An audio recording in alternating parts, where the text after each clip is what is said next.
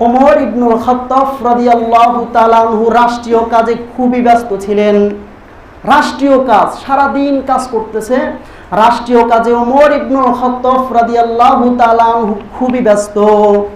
এই সময় রাজ্যের একজন সাধারণ জনগণ এসে ওমরকে বারবার ডিস্টার্ব করতেছিলেন, ওমর, আমার বাড়িতে সংকট চলতেছে, রিজিকের অভাব চলতেছে, সন্তানরা না খেয়ে আছে। একবার, দুইবার, তিনবার ডিস্টার্ব করার পরে ওমর ইবনুল খাত্তাব রাদিয়াল্লাহু তাআলা আনহু হঠাৎ করে একটা ব্যাট নিয়ে তার মাথায় মেরে দিছে। বলেন নাউজুবিল্লাহ।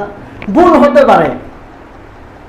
এইবার ওই সাধারণ জনগণ নিজেকে নিঃস্ব মনে করতেছে, অসহায় মনে করতেছে। নেতা নাই রে, ভালো নেতা নাই। যিনি যে দো জাহানের সর্দার তিনি তো চলে গেছেন, আর নেতা মনে হয় নাই। কার কাছে মনের কষ্ট বলবো? অসহায়